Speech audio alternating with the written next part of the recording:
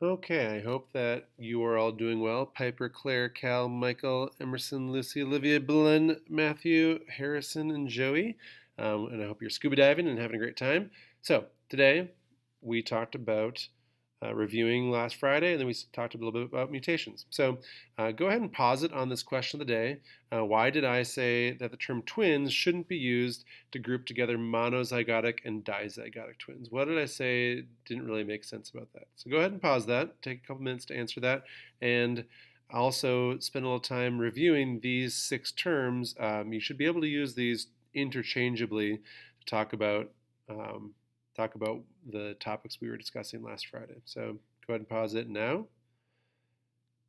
And I'm going to go ahead and really quickly talk about a good answer for this and talk about what you should know about these terms. So the term twin, we talked about identical twins coming about because one egg ovulated and it was fertilized by one sperm into one zygote.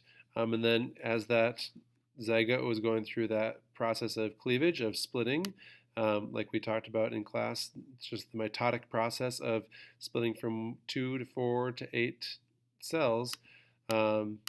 Accidentally, at some point, that clump of cells, that zygote, broke off and became 2 different clumps of cells that were dividing and growing. So because they had one egg and one sperm that they came from, they are going to have the exact 100% identical DNA. And that's very different from the case of fraternal twins, which came about because there were 2 different eggs that were fertilized by 2 different sperm and became 2 different individuals, 2 different humans. Those happen because you've got, like I said, 2 eggs that are that have ovulated at the same time, or maybe sometimes it happens with IVF.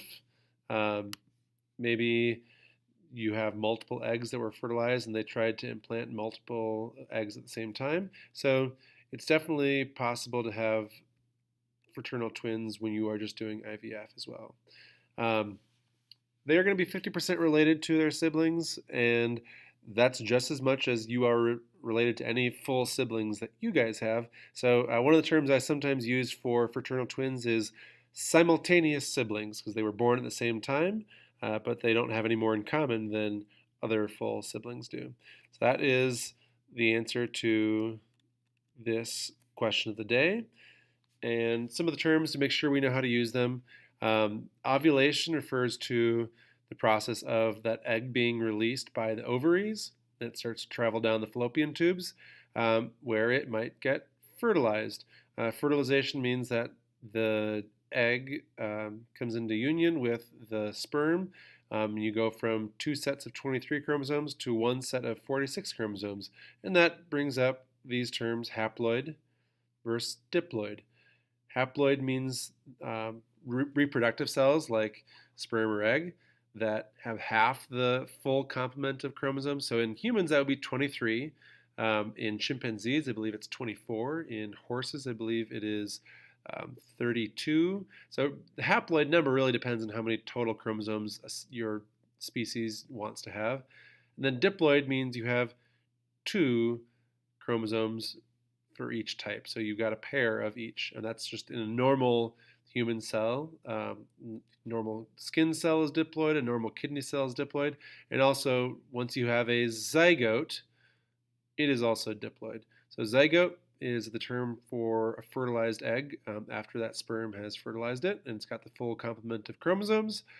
And after that, zygote is made in the fallopian tubes, you want your body to implant it. Implantation is the process of the zygote basically attaching to that uterine lining in your uterus, the endometrium, where it will become a fetus. So that is implantation. We also use the term implantation in IVF. Remember, IVF stands for in vitro fertilization. So you've got the fertilization process not happening in the fallopian tubes, but in a test tube. And then later you're going to try to implant that embryo back into the woman's uterus and hope that it implants. So IVF, in vitro fertilization, that is different than in vivo fertilization, which is just in a kind of old-fashioned way of just being fertilized in the body. So that's our question today, and some of the terms. We spent a good amount of time talking about that and reviewing that. We also reviewed the idea of the ethical paper that you could work on. Maybe you want to, this is optional, but maybe you want to do some research on intersex athletes and what some of the issues are on both sides and what kind of side you come down on if you do. Maybe you want to research CRISPR and how it is used to alter genes in humans now, and what the ethics are behind that. We talked a little bit about surrogacy as well.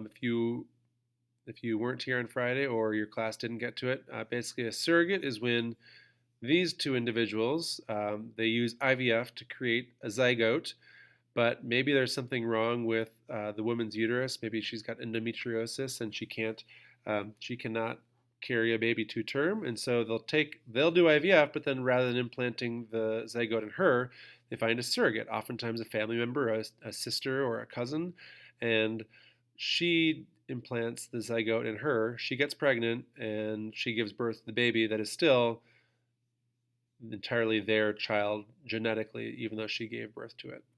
So that was surrogacy. Like I said, we talked about that in most classes on Friday, but not all classes. So now for today's lesson, we are going to talk about mutations. And that requires us to back up a second, talk about how the DNA structure is A, C, G, T, those 4 base pairs, and that DNA codes for RNA. So when you want to make a protein, it comes in, the RNA polymerase comes in here, and everywhere it sees an A, it puts a U, A it puts a U, G it puts a C, T it puts an A, and so on. That little strand of mRNA, that's the mRNA right here, that's going to get read by the ribosome, and it's going to build an amino acid based off what code it sees. So here was another picture that we talked about. The mRNA being read by a ribosome and building an amino acid chain, otherwise known as a protein. So that's how your body normally works. That's that central dogma. And what a mutation is when one of your DNA base pairs gets changed. So from CTC to CAC,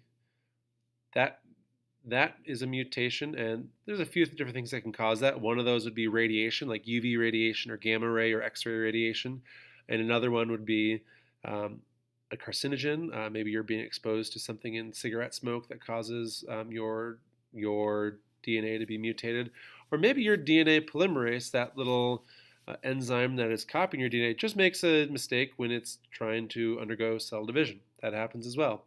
So that is what a mutation is, and here's the big problem. If you have CTC, it codes for GAG in the mRNA, which you can use your little codon wheel, and you'll see that normally codes for GLU. But in a disease like sickle cell anemia, your DNA code has been transformed to CAC, which codes for GUG, which gives you a different amino acid sequence. It codes for valine instead of glutamic acid. So if we look at this is the same thing we were just looking at, just kind of in a more zoomed out version. So you've got this DNA sequence, and this one base pair is changed from AT to TA, and now everything else is still the same except for this one amino acid is changed to valine. So why does that matter? Well, normally hemoglobin, it's the protein in your red blood cells that helps grab the oxygen. It's got an iron atom in the middle of it.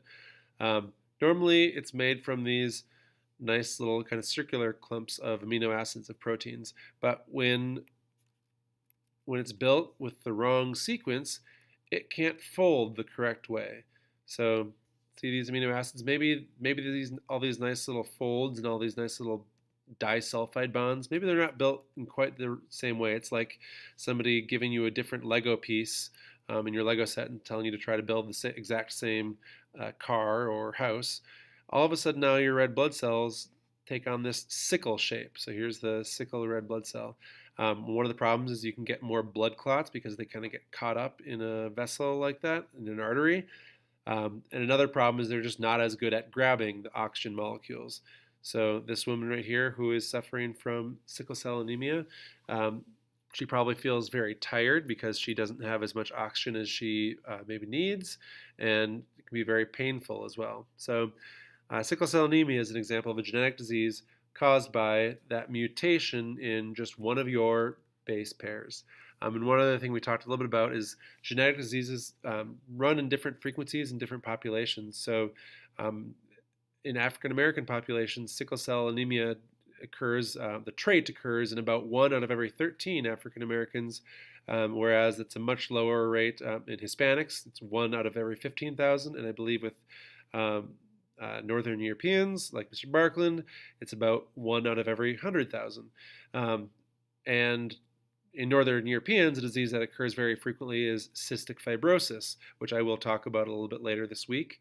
That's a disease that I am actually a carrier for, and depending on your your ethnicity, you are at risk of different types of diseases, but they happen at different rates in different populations, and that has everything to do with genetics. The fact that these mutations, are handed down from your parents, who got it from their parents, who got it from their parents, and so on. So that is a quick summary of what we talked about today.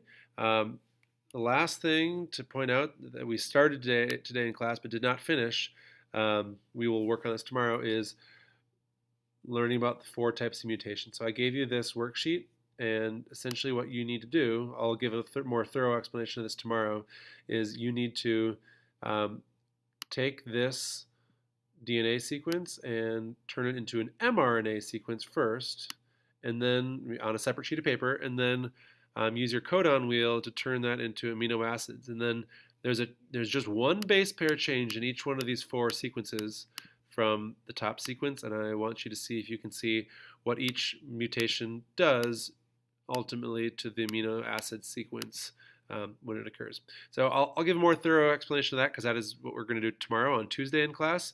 I hope you guys are all having a great dive, and I will see you later.